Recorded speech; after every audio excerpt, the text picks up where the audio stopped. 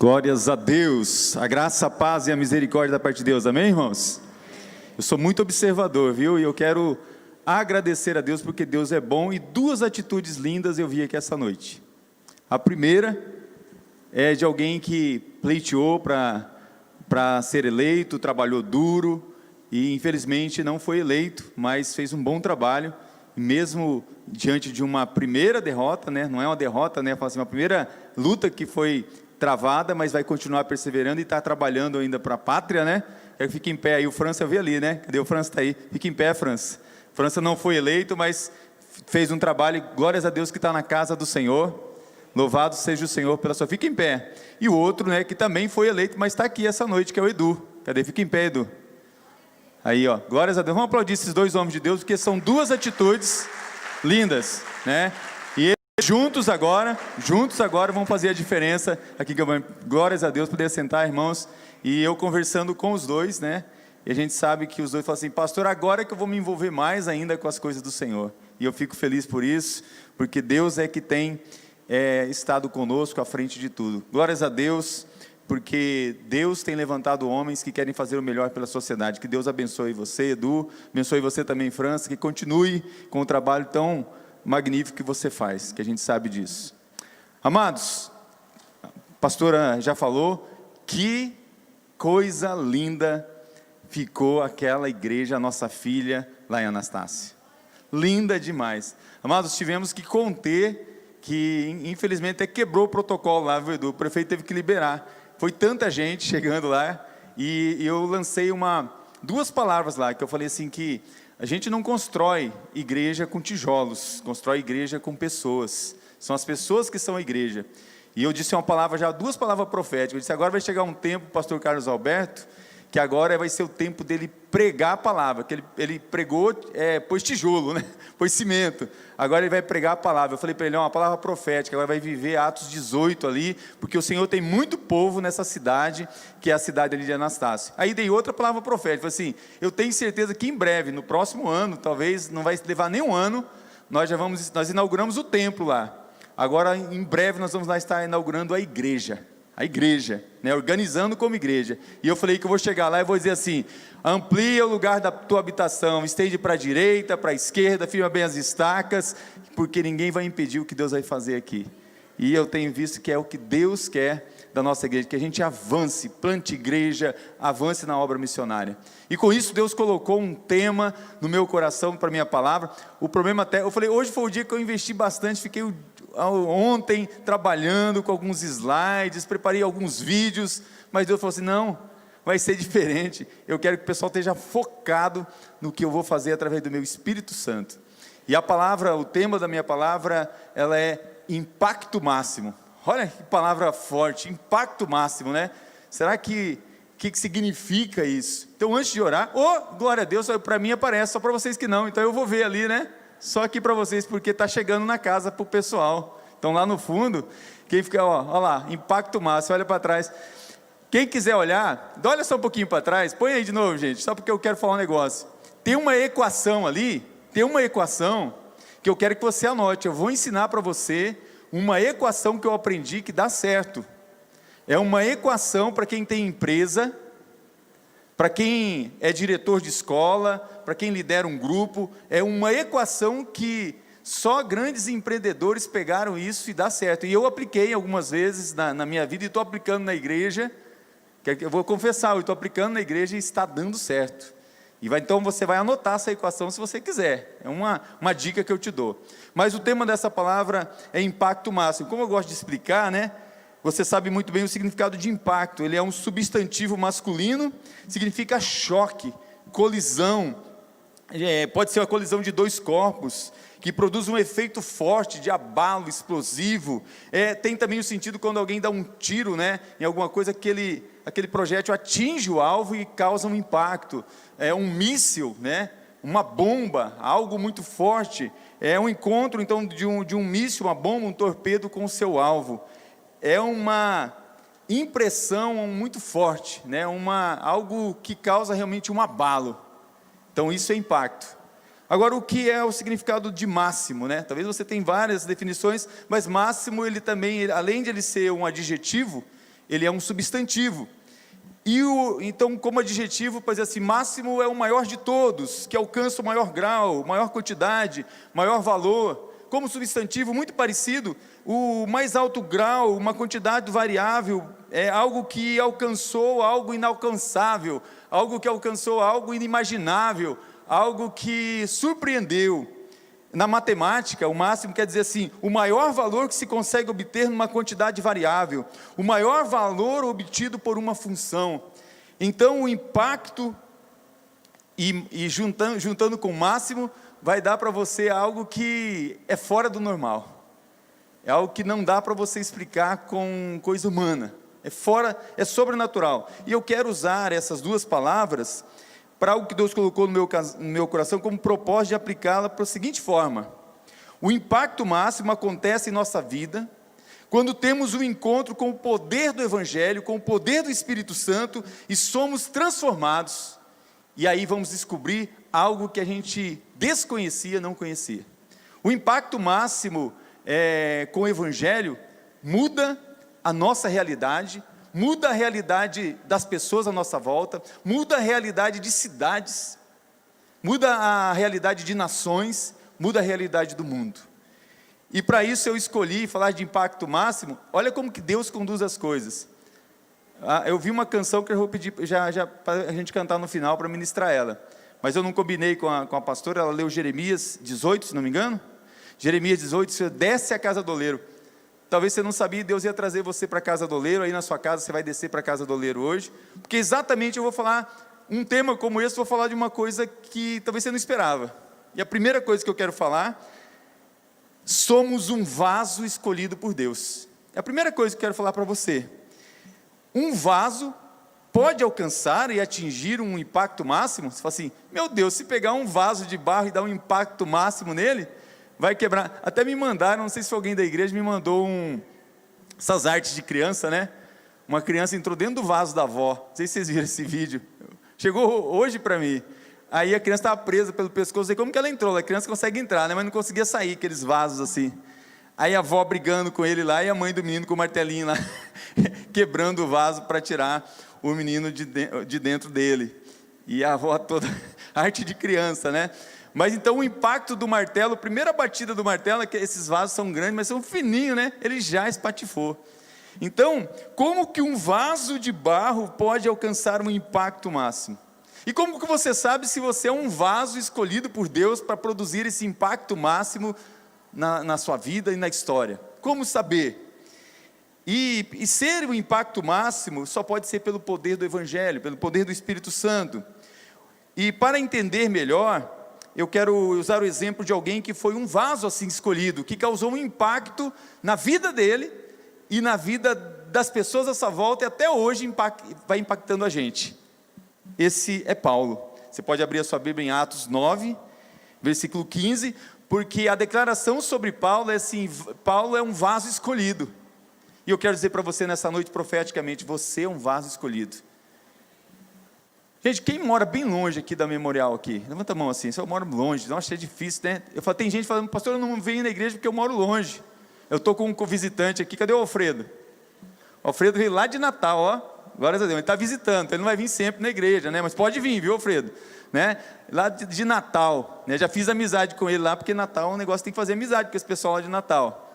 Mas eu estou impactado com algo máximo que Deus está fazendo numa pessoa, que ele não mora aqui em Campo Grande e ele vem nos nossos cultos. Cadê meu amigo Edelso? Cadê Edelso? Onde você está? Está aí no culto, não é, Edelso? Fica em pé, Edelso, que eu quero pedir para o povo de Deus aplaudir você. Aplaude esse homem. Ele vem. Você acha que você mora longe? Pode sentar, Edelso. Você acha que você mora longe? Ele vem lá de Alcinópolis, só para assistir nosso culto aqui. Fiquei com vergonha agora, pastor. Você que está na sua casa, que não veio, que não é porque você tem medo ou nada, está com preguiça, tomou na cara agora aí. Edelson é um exemplo. Então ele vem lá de Alcinópolis. Já veio aqui umas 4, 5 vezes? 6 vezes ele já veio só para assistir o culto e voltar, irmãos. Quantos quilômetros é até Alcinópolis? 300 quilômetros, é pertinho aí, ó. Dá para vir assim a toda hora. Glórias a Deus. Então, quando o Evangelho causa em você um impacto máximo, você deseja estar na presença do Senhor, deseja estar com Ele. E a palavra assim: disse porém o Senhor: Atos 9,15. Vai, porque este é para mim um vaso escolhido, para levar o meu nome diante dos gentios, e dos reis e dos filhos de Israel. Amados, dizem que a primeira impressão é que fica, não é? O pessoal fala isso. Diz que a primeira impressão é que fica. Se você olha para Paulo, você fala assim, que camarada. Se você conhecesse Paulo naquele momento que você vê na história, que ele consentiu na morte de Estevão, que ele participou da morte de Estevão, que você sabe que ele era, esse Saulo, que antes de chamar Paulo, era alguém, como dizem Atos 8,3, que ele assolava a igreja. Sabe o que é assolar? É vir com força, é vir para destruir, entrando pelas casas, ele arrastava homens e mulheres e colocava eles na prisão. Então a primeira impressão que você tem de Paulo, fala, meu Deus, eu não quero nunca esse homem na minha igreja, na minha família. Bom, se a primeira impressão é realmente o que fica, a de Saulo já nos faria rejeitá-lo. Mas eu quero dizer para você, em nome de Jesus, se alguém um dia te rejeitou por alguma coisa que você fez no passado, Deus é aquele que pode transformar esse vaso como um vaso escolhido para Ele e fazer algo poderoso na sua vida, porque Deus não rejeita ninguém, Jesus não rejeita ninguém. Se alguém um dia te rejeitou, se você foi rejeitado, saiba que Deus não te rejeita, porque Ele foi rejeitado para você não ser rejeitado. A pedra que foi rejeitada, a pedra se tornou a pedra de esquina, Jesus Cristo. Mas você sabe como que foi que Paulo pôde realmente mudar de Saulo para Paulo? Foi quando ele pôde ter realmente um impacto máximo na sua vida.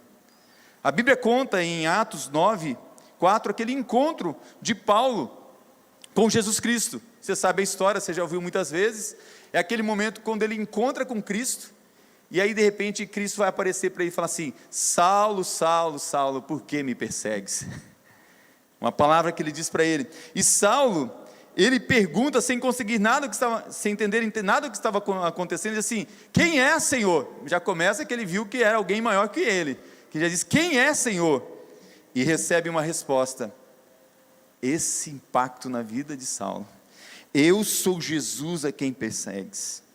Paulo achava que estava perseguindo os crentes, perseguindo a igreja, mas ele estava se levantando contra Jesus Cristo. Então tem gente que se levanta contra a igreja, se levanta contra você, ele não está se levantando contra você, ele não está se levantando contra a igreja, ele está se levantando contra Jesus. E Jesus, quando ele aparece para Saulo, Saulo tem a visão maior da sua vida. E nessa visão, os historiadores dizem que é chamada até da hora zênite. A hora zênite significava que na hora que o sol brilhava mais forte, e nessa hora zênite que o sol brilhava mais forte, uma luz mais forte que o sol brilhou, causando um impacto máximo na vida de Saulo, ao ponto de ele não conseguir nem olhar para aquela luz, ao ponto de depois ele ficar cego.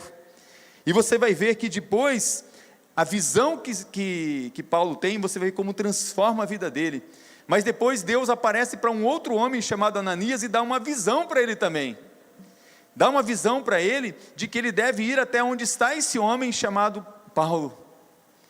Então Deus trabalha através de visões para fazer algo impactante na história da humanidade e na história da igreja. E quando Deus aparece para Ananias, ele fala assim, Ananias, vai até este homem, porque este homem é um vaso escolhido por mim. Amado, se Deus colocar no teu coração muitas vezes para você ir visitar alguém, para você ir atrás de alguém, perceba que talvez por trás disso está o Espírito Santo de Deus te dando uma visão, que aquilo é um vaso escolhido por Deus, que vai realizar algo impactante, algo que vai transformar a história talvez de outras pessoas. A Bíblia diz em Atos 9:26, e quando Saulo chegou a Jerusalém, procurava juntar-se aos discípulos, mas todos o temiam, não crendo que ele fosse discípulo. Lembra que eu falei, a primeira impressão é que fica?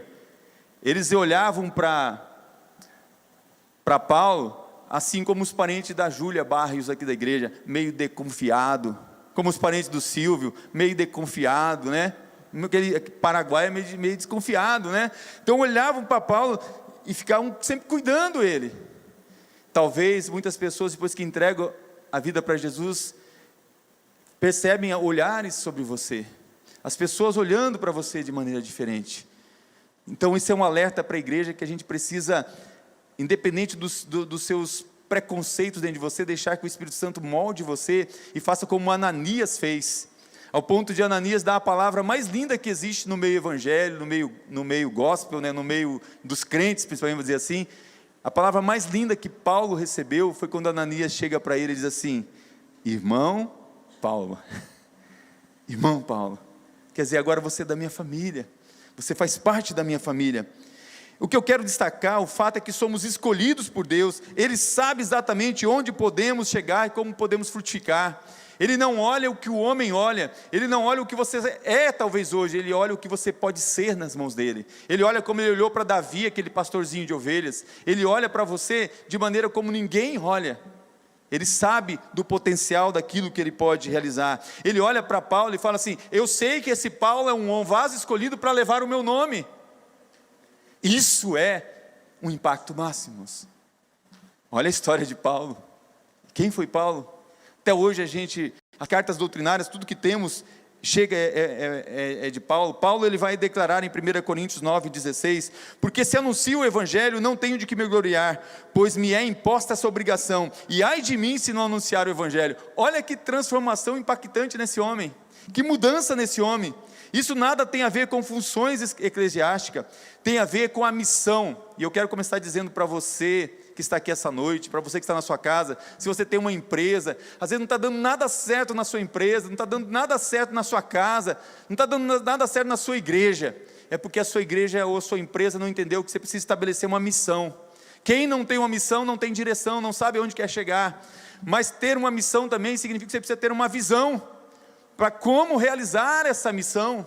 Então quem tem uma empresa, você pode ver que muitas empresas que você chega, tem lá a declaração, né, de missão e de visão, porque ela sabe o que ela quer realizar, onde quer chegar. E a nossa missão foi dada pelo Senhor Jesus Cristo: ide por todo mundo e pregai o Evangelho para toda criatura. A missão foi nos dada, está em Mateus 28, portanto vocês todos são povos do mundo, sejam meus seguidores, batizem pessoas no meu nome, façam seguidores, para que caminhem comigo. E olha o que diz o versículo 20: ensinando a obedecer a tudo que tenho ordenado a vocês, e lembre-se disso, eu estou com vocês todos os dias da sua vida. Amados, um impacto máximo que pode acontecer na sua vida é você nunca mais caminhar sozinho, saber que Jesus nunca vai te deixar, saber também, quando ele deu lá em Marcos a ordem para pregar o Evangelho, ele diz assim: se você fizer isso, sinais e maravilhas vão acompanhar a sua vida. Isso é um impacto máximo, porque sinais e maravilhas só acontecem para quem realmente entende o poder que há em Cristo Jesus, o poder que há no nome dEle, quando você entende que você é um vaso que Ele quer usar. E creio que para que isso seja uma realidade, para que possa esse impacto máximo acontecer, como eu disse, precisamos entender que somos um vaso com uma visão e foco. Com uma visão e foco. Porque não basta você ter uma visão se você não tem o foco nela. Atos 26, 19, Paulo entendeu isso. Tanto é que em Atos 26, 19, ele diz para o rei Agripa: então não importa quem se levante diante de você e queira tirar você da sua visão, você precisa estar no foco certo. E ele diz para o rei Agripa: olha, rei Agripa, eu não fui desobediente à visão celestial. Ele não diz assim: olha, eu não serei desobediente. Ele fala: eu não fui. Quer dizer, não adianta, que eu já estou numa visão, eu tenho uma missão para cumprir, eu vou caminhar nela. O que eu quero dizer para você é que sempre eu faço questão de frisar isso na Bíblia, que uma visão celestial da glória e do poder de Jesus muda a vida de qualquer pessoa. Paulo se tornou uma bênção para o mundo. Paulo causou um impacto máximo, você sabe, na história da igreja. E Deus nos chama para causar esse impacto máximo na história. Você é um vaso escolhido, mas você precisa descobrir que tem uma missão e uma visão para cumprir. E é interessante que a visão que Paulo tem não é qualquer visão, é uma visão transformadora. Se você tem uma visão que não é transformadora para a sua empresa, para a sua casa, para a sua família, não adianta. Quando ele diz: olha, eu sei a visão que eu tenho, é uma visão celestial. É uma visão que é sobrenatural, é uma visão que vai impactar gerações, é uma visão que vai impactar o mundo. E essa visão dele é uma visão dinâmica. Você pode perceber que em Atos 22, 10, assim: então disse eu, Senhor, que farei? E o Senhor disse-me: levanta-te e vai a Damasco, e ali se te dirá tudo o que te é ordenado fazer. Ou seja, tem coisas para eu realizar, tem coisas para eu fazer. Então a visão nos leva a fazer coisas. É como a declaração de visão da Memorial. A nossa missão nos leva a ter uma visão do que nós queremos fazer. Nós somos uma igreja viva, uma igreja adoradora, uma igreja madura, uma igreja missionária, uma igreja acolhedora. E com isso a gente tem que cumprir essa visão que Deus nos deu, cumprir a missão que é nos dada para ganhar pessoas através dessa visão. E não podemos perder o foco. Como podemos conseguir atingir a nossa comunidade, o nosso bairro, nossos vizinhos, outras cidades, outros países? Como podemos dizer que fazemos missões do outro lado da mesa, do outro lado da rua, do outro lado do mundo, se nós não temos uma missão e não sabemos realizar isso como uma visão que Deus nos deu? Como pastores de uma igreja local, eu quero dizer para você que Deus nos dá uma visão para a igreja. A visão é dada ao pastor. Muita gente chega e fala: pastor, eu tenho uma visão para a igreja. Eu quero dizer para você que não é a visão, mas vou falar que você é importante junto dessa visão, e eu vou explicar isso depois. Porque a visão ela é dada para aquele que está liderando. Se você tem uma empresa, a visão é para você que é dono da empresa. Se você é o pai de família, a visão é para você. Se você é diretor de uma escola, a visão é para você. Eu preciso te explicar isso. Tem um homem chamado Daley Bronner, é um pastor conferencista. Ele conta uma história, achei muito interessante, uma história de um parente meu alemão, Albert Einstein. Toda vez que eu falo que eu sou parente de alemão, o pessoal não acredita. Já pronunciei meu nome, quero ver se você que está em casa não sabe meu nome, eu vou falar de novo para quem não sabe meu nome. Aí você vai ver se não é alemão. Richard Julius Ben Schultz. E aí? Então esse meu parente, Albert Einstein, tem uma história verídica de quando ele estava no seu leito de morte. Ele pronunciou algumas palavras em alemão. Eu não vou pronunciar agora, porque uma enfermeira atrapalhou isso. É verdade isso. Porque a história conta que a enfermeira que estava acompanhando o Albert Einstein no restante da sua vida, ela não entendia alemão e não falava alemão. E até hoje ninguém sabe o que Albert Einstein falou. Falou: pastor, mas o que tem isso a ver? Mas eu achei interessante essa história para algo. Você não pode ter perto de você, não dá para ter perto de você, se você quer realizar uma visão, pessoas que não conseguem entender a linguagem do seu coração. Pessoas que não conseguem entender a visão que Deus está dando para você. Pessoas que não conseguem comunicar a mesma visão que você comunica. Você precisa ter perto de vocês pessoas que entendem o que você está dizendo, o que você está falando. Porque talvez a visão que a igreja tem não é a visão que você tem para a sua vida, não é a visão que você tem como um vaso escolhido. E eu quero dizer para você que Deus tem dado uma visão para a Igreja Batista Memorial, e você precisa, nessa noite, eu creio que vai ser uma noite de chamamento, uma noite de despertamento, entender se você está entendendo essa visão, está entendendo esse chamado, está entendendo o que Deus quer fazer. Porque a vista, os olhos, ela tem uma função de você enxergar coisas que são visíveis à vista. É diferente de visão. Como que eu vou explicar isso para você? Visão é aquilo que vem no coração, é aquilo que vem de algo que Deus dá para você, de um sonho, de uma realização, de algo que Ele quer para transformar, para impactar alguma cidade, alguma coisa, alguma comunidade. As pessoas próximas de você devem entender o seu idioma. Vou dar um exemplo para você entender o que eu estou falando. Quando você tem alguma pessoa, por exemplo, acontece muito com os casais, com as pessoas que são íntimas, que conhecem um outro, que você, só de olhar para a pessoa, você sabe se a pessoa não está bem. É disso que eu estou falando. Você sabe, olha e fala assim: o que aconteceu? Você não está bem. Consegue ter a visão do coração, a visão do que a pessoa está vivendo, passando. E esse tipo de visão também não é só para a pessoa, que tem gente que está longe de você e consegue entender essa visão. Não sei se já aconteceu com você, tem gente que só... Eu tenho muito isso, às vezes a pessoa fala comigo no celular, pela voz dela, se eu sou próximo dela, e como pastor é muito normal, eu falo assim: o que aconteceu com você? Você não está bem hoje? O pastor Fábio está aí? Não, eu acho que ele está aqui, eu acho que não sei se ele está aqui hoje. Pastor Fábio Samuel, às vezes ele entra na minha sala e fala assim, tudo bem com você? Ah, pastor, eu sei que o senhor já percebeu que tem algo, né, diferente, né?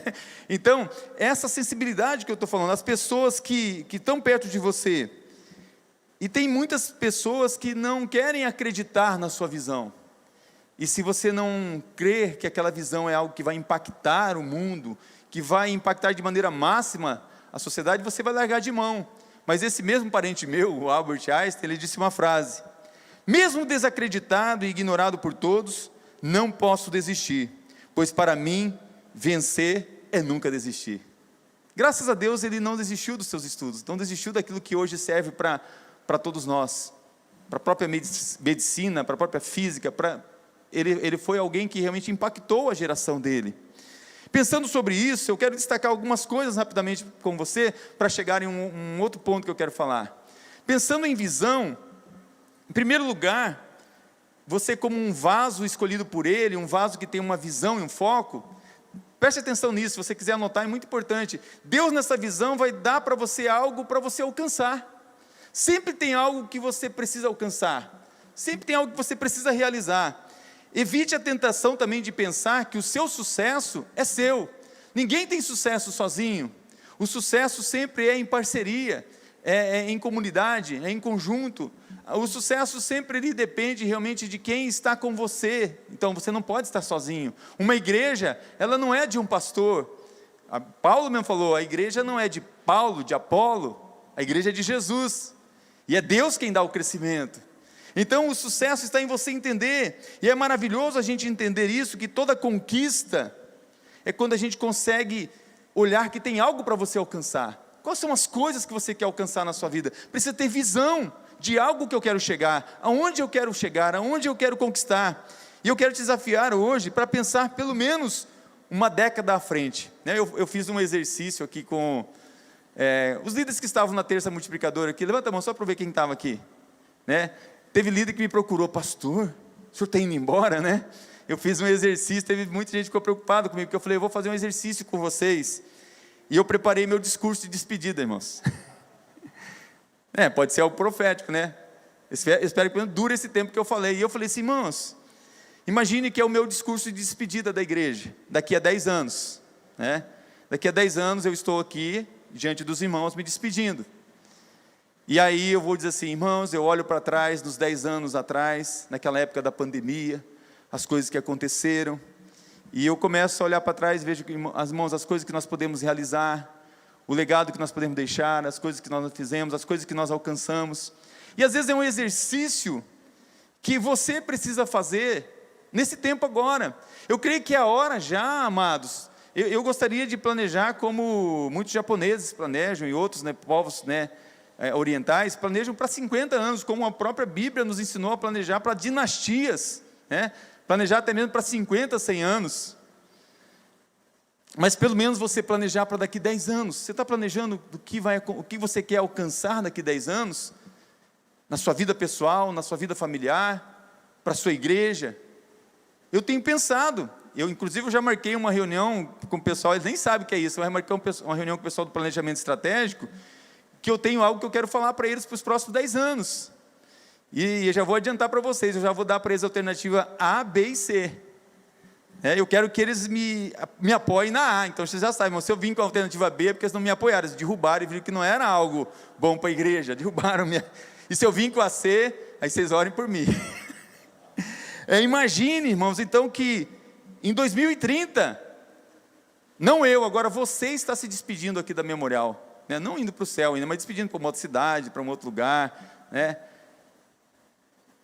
Você poderia dizer palavras de que você se orgulha do que você alcançou nesses 10 anos? Isso que eu quero dizer sobre visão. Então a primeira coisa, tem coisas que nós precisamos alcançar dentro dessa visão, amém, irmãos? Em segundo lugar, tem coisas que eu preciso preservar, conservar, e tem coisas que a gente não pode abrir mão. Então uma das coisas que você tem que sempre preservar dentro de uma visão, se chama princípios. Não abra mão dos princípios, não abra de coisas poderosas que Deus tem, não abra mão dos princípios, não abra mão da unção do Espírito Santo na sua vida. Lá em Anastácio eu dei um exemplo, Se eu avançar aqui, eu resumo aqui, mas eu acho que é importante eu falar. Até eu pensei em vir hoje com a camisa daquelas verde, que o pessoal fala, o pastor está de aquela marca-texto que fala, né, aquelas roupas brilhantes assim, para dar o exemplo. Eu gosto de perguntar, né, quantos aqui, se você não usa, não tem problema, porque eu sei que às vezes a tecnologia para o jovem, mas quantos aqui ainda gostam, né, de marcar num livro ou na Bíblia com aquela caneta marca-texto? Tem alguém? Levanta a mão. Olha, quanta gente antiga. Glória a Deus, mas eu vou dar um exemplo para você legal, da caneta marca-texto. A caneta marca-texto, eu falei isso lá em Anastácio ontem, né, ela tem algo peculiar. Ela tem uma tampinha nela. E a gente acha que a tampa, ela limita a gente. Hoje tem uma onda de pessoas dizerem que não precisa de igreja, estão desigrejados, estão fora da comunhão. É tão sério isso, de estar fora, desligado de uma igreja, que as pessoas não têm ideia. Eu tenho a dificuldade de excluir pessoas, irmãos, porque eu sei do que isso significa. Alguns usam o termo proteção espiritual, algumas igrejas usam o termo cobertura espiritual. Paulo só tem uma situação que ele fala assim, exclui esse camarada, desliga ele do rol de membro da igreja, desliga ele porque ele não aceitou a disciplina, não aceitou a correção, entrega ele a Satanás. Ele usa essa palavra. O sentido não é que ele está falando, agora Satanás vai dominar ele, ele está dizendo assim, ele está saindo fora de uma proteção, porque a igreja ela tem essa proteção. Então a tampa da caneta texto, da marca texto, ela tem uma importância, ela preserva aquele líquido que tem dentro dela. Quantos já não chegaram, na hora que você precisa, meu Deus, a caneta já foi embora, já secou. Quando você tem uma cobertura, uma proteção da sua igreja, preserva a sua unção, preserva o óleo, não seca, você não seca. Pessoas que estão fora da igreja, você pode perceber, tão seca, tão amarga, tão sem a unção do Espírito. Então ela olha para a igreja como, desculpa, às vezes até como um demônio, a igreja como algo ruim, porque estão cegas, surdas, o coração petrificou, secou a marca-texto, porque ela não destaca. E quando você usa a caneta, vamos supor que você seja a caneta marca-texto, quem é o destaque ali, é o que está escrito. Então, nós somos chamados para destacar, vaso escolhido para destacar a Cristo, que eu diminua, que Ele cresça, que Ele apareça. Então os princípios que você deve preservar na sua vida, um deles é a unção do Espírito Santo sobre a sua vida. O sangue de Jesus não pode sair de você. Então, as áreas do seu foco são as áreas da sua recompensa. Você entende isso? Agora, as áreas que não são do seu foco, são as áreas da sua dor. Se você não foca na sua família, você pode ter dor ali. Se você não foca nos seus filhos, você pode ter dor ali. Se você não foca na sua empresa, você pode ter dor ali. Está ali, o Edelso trabalha, né, com gado ali, fala assim, quem engorda o boi, né, diz que é o olho, né? Eu só achava que era o capim, mas diz que é o olho do dono. Tem que ter um foco ali para saber o que ele está comendo. Então, as áreas onde você negligencia são as áreas que você vai sofrer dor. Sabe onde você está sofrendo dor hoje? Que você come demais, come muito à noite, passa mal, te dá refluxo. Estou falando de conhecimento de causa, gente. Aí você tem que tomar decisões. Estou com preguiça de caminhar, de trabalhar então. Vai ter com a formiga, preguiçoso. Você anda de manhã, se você sair cedo, as formigas já até pararam de trabalhar, porque elas começaram a trabalhar a noite inteira. Mas essa árvore está tudo cortada aqui, as formigas trabalharam a noite inteira, está só os pedacinhos. Tem umas que estão atrasadas ali, elas estão ali levando o restante da carga. Então eu quero dar um exemplo de distração. Às vezes fala assim, mas tem exemplo de distração? Eu sei que você, talvez em maio, eu ia passar esse vídeo para vocês. Em maio, teve um vídeo que repercutiu nos canais de esporte. Em maio, a Uber fez um vídeo sem ninguém saber, fez uma parceria com o Clube Atlético Paranaense de futebol. E esse vídeo aconteceu o seguinte, o goleiro, acho que é o Santos, chama Santos, não é o jogador, é o goleiro Santos do Atlético Paranaense, ele enrolou na toalha dele o celular dele. E aí a partida começou, a torcida também, ele pegou, desenrolou lá da toalha o celular e começou. Com o celular, os torcedores começaram a ver e começaram a apontar para o goleiro na hora que começou o jogo com o celular. E o pessoal falou assim, ele está com o celular, o goleiro. Bom, resumindo, a notícia explodiu em todos os canais, o pessoal falando, que irresponsável. Não, com certeza ele vai se explicar. Procura essa reportagem, né? Todo mundo mais descendo a lenha nele. E aí depois, né, teve o dia que ele foi dar entrevista lá, falando que era na realidade era uma reportagem para falar sobre o perigo da distração do celular para quem dirige. Para quem pilota uma moto, que aí mostrou vários carros, as pessoas com celular. Então, está falando que essa distração do celular pode ser fatal. Poderia ser fatal ele, num jogo de futebol, estar com o celular. Ele tomaria um gol. Mas muito mais trágico é um celular quando você está na direção, quando você está dirigindo. Nós estávamos voltando lá de Anastácio. Irmãos, a gente falava assim, esse horário é um horário que tem muito animal na pista. Irmãos, eu nunca vi, olha que eu já vi tamanduá grande, um tamanduá tão grande atravessando, só que ele atravessou e voltou, e graças a Deus deu tempo da gente, não só frear, como desviar dele, com calma, e tinha lobinho na estrada, e encontramos carro lá parado que bateu no animal grande, eu não cheguei a ver que animal que era, porque às vezes as distrações, se você não tiver um foco, não saber como você está tendo a sua visão, se está boa, você vai sofrer dores. Esses dias mesmo atrás, algo quis tirar eu do foco, porque as distrações, irmãos, são a destruição presta atenção nisso, as distrações são a destruição dos seus sonhos em câmera lenta. Você perde tempo, às vezes, não estuda. Você perde tempo muitas vezes, gasta muito tempo às vezes no WhatsApp, fazendo coisa que não serve para nada. Fica distraído, e quando você, nossa, não produzi nada hoje. Não produzi, porque as distrações são a destruição dos seus sonhos em câmera lenta. Eu ia compartilhar para vocês, eu percebi assim, eu estava com algumas visões para a igreja, e de repente alguma coisa assim que tentou azedar meu coração. Eu falei, não, Deus.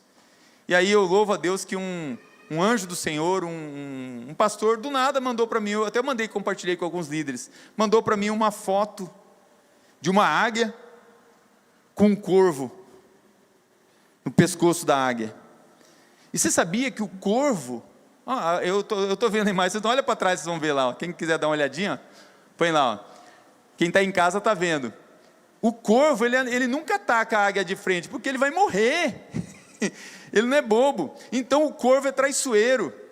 Ele ataca na nuca da águia. Cuidado, hein, você que ataca o seu líder, seu pastor, né, seu patrão pela nuca. A águia não precisa fazer nada, irmãos, porque corvo não é nada. É com o Senhor. Sabe o que a águia faz?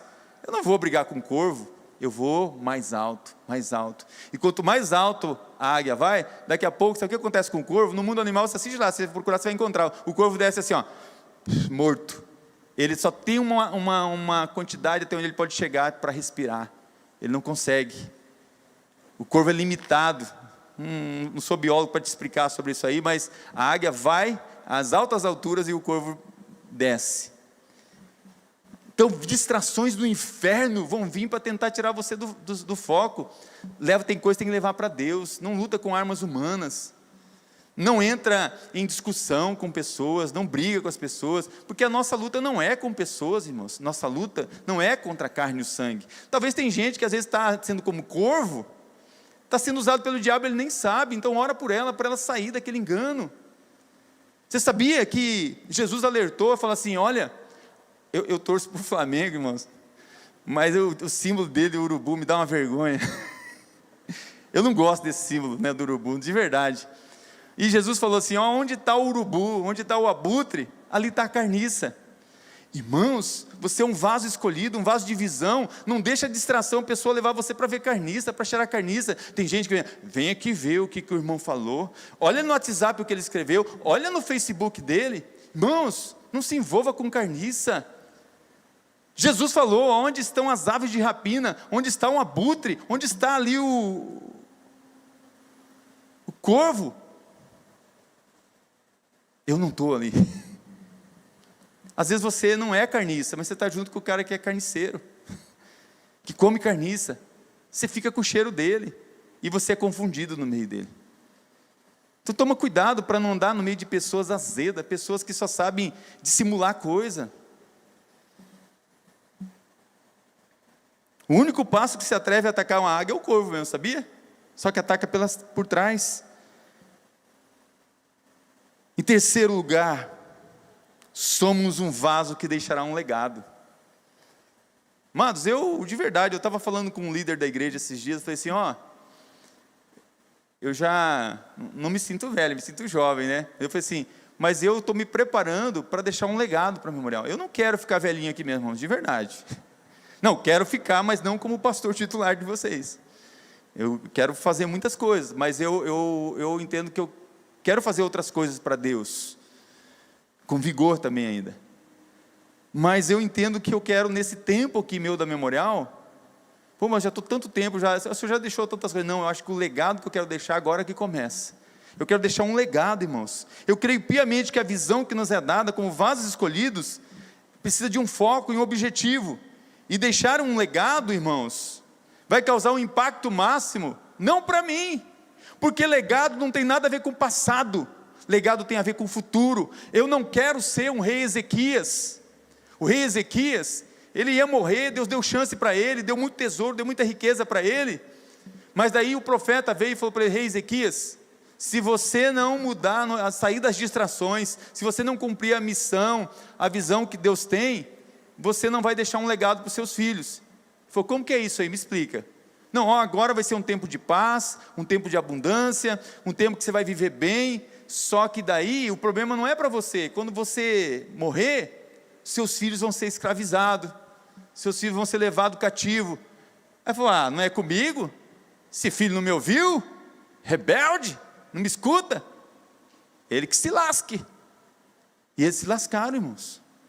Ezequias não preocupou-se com a geração futura.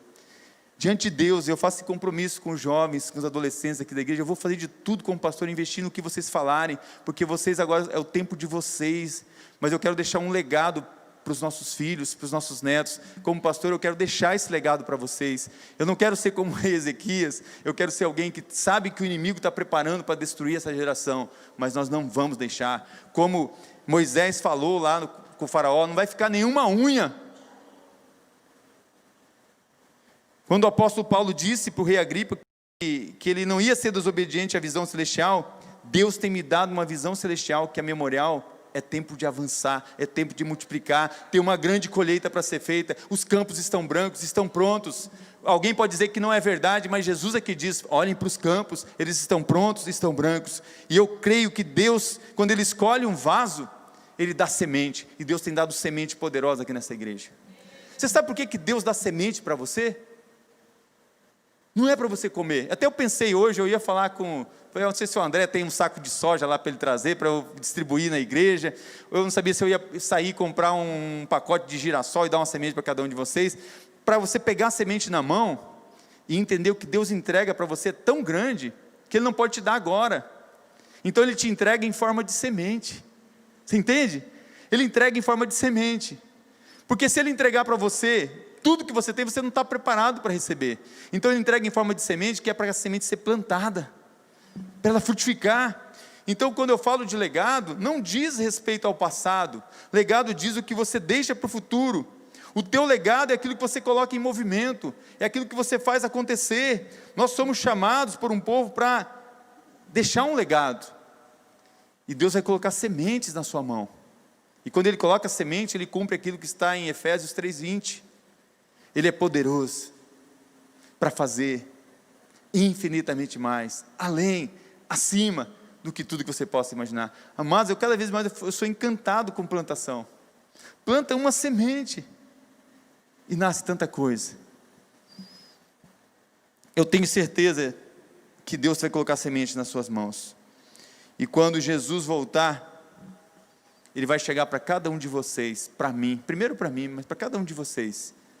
Onde está a sua colheita? Eu te dei semente, o que você fez com ela?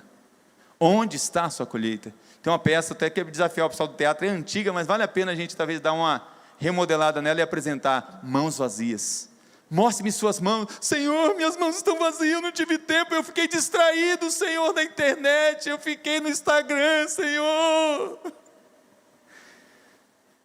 Vai para o lado esquerdo aqui, já para o fogo do beleléu ali. A colheita que você deseja está na semente que Deus está colocando em você.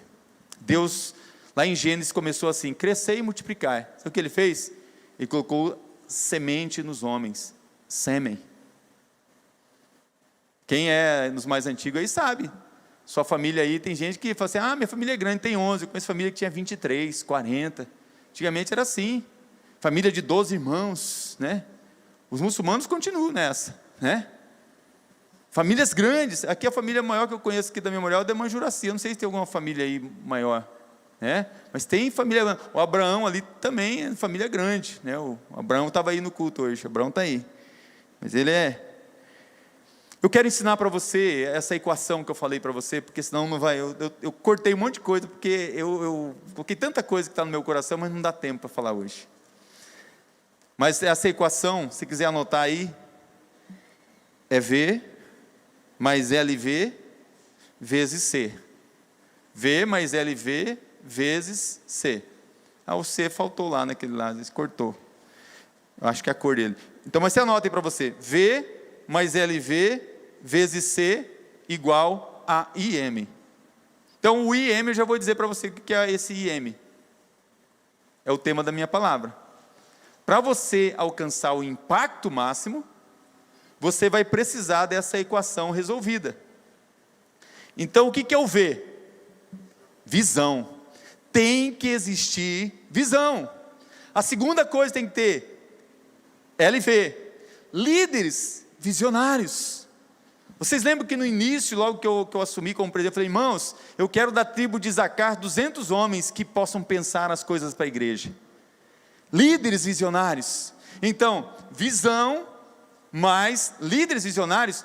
Se você tem uma empresa, você tem que ter uma visão para a sua empresa. Você colocar pessoas lá que entendem a linguagem do seu coração, que entendem a sua visão, que são líderes que vão crescer junto com a sua empresa. Líderes visionários. Eu tenho certeza que agora o Eduardo vai precisar colocar assessores que entendem o que está no coração dele. Não adianta ficar com dó porque é amigo, porque pediu. Não, eu tenho uma visão. Como então, Eduardo, Deus te dê muita sabedoria do alto para você não ser engodado, né? Para não deixar vir corvo, abutre, né? Gente que vai ser carniça no teu. Então você precisa de visão, que ele vai ter, nós precisamos de visão, mas de líderes visionários. É assim na igreja com os pequenos grupos. Você líder, é um líder visionário. Tem que existir líderes visionários. E o C, pastor? Alguém pode dizer assim: é cascaio, né? Não. Colaboradores, ou cooperadores. Pessoas que vão colaborar, que vão cooperar. Só que é visão, mais líderes visionários, vezes colaboradores. Vezes colaboradores. Isso vai causar um impacto máximo. Amados, na história, o pessoal testemunhou ontem, o pastor Paulo estava lá ontem. Na história que dos batistas não teve uma igreja que foi construída tão rápida e tão lindo como foi a igreja de Anastácio. Uma igreja que na inauguração do templo, já está no outro dia, na inauguração do templo, eu vi o pastor Paulo mandou a foto, já com a escola bíblica funcionando no outro dia. Porque lá não foi a visão de uma pessoa só. A visão foi dada pela convenção que viu lá. E ela chegou, eu como líder visionário, falou assim: pastor, o senhor aceita ser igreja mãe lá de Anastácio? E eu levei para os outros líderes visionários da Memorial, para o conselho missionário, que são líderes visionários, e eu falei assim: vamos. E aí quando uma visão se aliançou com líderes visionários, nós multiplicamos o número de colaboradores, e lá se construiu em tempo recorde. Muita gente cooperou. E é assim com a igreja. Então nós vamos ter uma visão para a igreja de futuro, e eu vou desafiar a levantar líderes visionários. E aí a gente precisa multiplicar colaboradores. Amém, irmãos? Amém? Então, guarde essa equação, ela serve para qualquer lugar que você esteja. E eu quero terminar com isso, com essa palavra, dizendo que Deus está chamando aqui nessa noite vasos para caminhar com Ele. Eu quero chamar o pessoal do louvor, já vim aqui para cá, e eles vão ficar de pé um pouquinho comigo, que eu quero ministrar algumas coisas para você ainda. Eu quero que você abra a sua Bíblia em 2 Coríntios 4, versículos 7 a 9. Eu quero só dar, eu tenho uma outra mensagem que outro dia, eu não sei quando, irmãos, tem um monte de mensagem que nós pastores vamos preparando e a gente não prega, sabe quando que a gente vai pregar ela, né? Porque Deus vai dando coisas novas, alimento novo. Mas 2 Coríntios 4, de 7 a 9, talvez você está aqui essa noite, você está na sua casa e você fala assim, será que eu sou um vaso escolhido? Pastor, eu sou um vaso tão pequenininho, ou eu sou um vaso tão grandão, não consigo nem me movimentar mais. Pastor, eu sou um vaso todo rachado, sou um vaso todo quebrado. Deus está fazendo você vir hoje aqui na casa do oleiro, porque Ele quer usar você, você é um vaso escolhido. E Deus quer mostrar para você que Ele quer te dar uma visão com foco, e Ele quer que você deixe um legado para você, para a sua família, para aqueles que estão à sua volta. 2 Coríntios 4, 7 a 9 diz assim: temos, porém, este tesouro em vasos de barro. Olha que coisa linda, bebe dessa palavra, você é um vaso escolhido.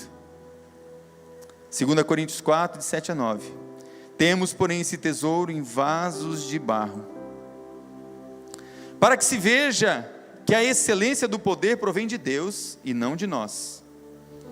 Em tudo somos atribulados, porém não angustiados, ficamos perplexos, porém não desanimados, somos perseguidos, porém não abandonados, somos derrubados, porém não destruídos. Olha uma revelação, algo que eu quero te dar muito impactante, que vai trazer algo máximo para a sua vida, nesse texto aqui. Deus quer causar um impacto máximo com isso aqui na sua vida, que você é esse vaso. Pastor, o que tem aqui nesse texto que pode causar um impacto máximo? Se você entender esse texto na dimensão do que é ser um vaso de barro, onde o tesouro maior é Jesus Cristo dentro de você, não tem nada que vai fazer você desistir, não tem nada que vai fazer você desanimar. Não, pastor, nem a depressão, nada, irmãos, nada. Olha para o texto novamente comigo aqui, talvez seja você, olha só. Em tudo somos atribulados, porém não angustiados. Eu quero dizer para você que existe em nós algo humano e algo divino. Deus fez questão de, quando criou o homem, primeira coisa, criar do pó da terra, do barro, para fazer você lembrar que tem algo humano em você, que você é frágil, que você se quebra, que você depende do divino. Então, de um lado está você, em tudo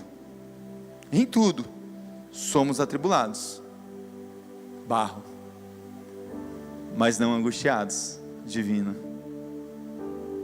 Está entendendo? Em tudo ficamos perplexos, barro, mas não desanimados, divino. Em tudo somos perseguidos, mas não abandonados, divino. Eu nunca te deixarei, nunca te abandonarei. Somos derrubados. Se o vaso cai, ele se quebra, mas divino, não somos destruídos. Você está entendendo? Deus quer fazer um impacto máximo na sua vida, usar você para isso. Quando você entende que somos nós, esse vaso de barro, somos vasos de barro feitos para conter um grande tesouro, que ninguém pode destruir. Mas por que eles não escolheu então ouro? Eu queria ser de ouro. Por que não escolheu de ferro para aguentar a dureza dessa vida? Porque a gente vai ser provado pelo fogo. O ouro, a prata, o ferro não resiste ao fogo. As panelas melhores é de barro, né? O forno de barro é o melhor. Ele resiste ao fogo.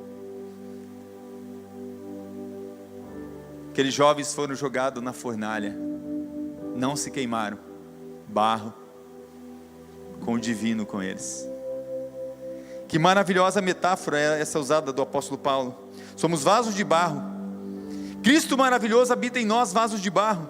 Esse tesouro está dentro de nós, e por meio desta vida que homens grandemente usados por Deus, morreram por Cristo, foram decapitados, foram jogados aos leões, foram cerrados ao meio, jogados no óleo fervente, mas não foram destruídos, irmãos. Passaram por esse mundo, mas não perderam o privilégio de causar um impacto máximo enquanto estiveram aqui na terra. É isso que precisamos entender. É isso que você não consegue entender quando você viu o missionário falando aqui domingo passado. Eu tive com ele, eu passei a segunda-feira a manhã inteira com ele. Eu tenho que dizer a verdade, eu fiquei com vergonha. Ele falou: não fica com vergonha não, pastor. Eu preciso do Senhor. A gente precisa de pastores como o Senhor, que segura as cordas, para a gente descer até lá no poço. Se não tiver ninguém para segurar a corda, aí está tudo errado. Aquilo acalmou um pouco o meu coração, mas não foi suficiente. Ele disse algo que é verdade. Tem gente que tem dificuldade de dar o dinheiro.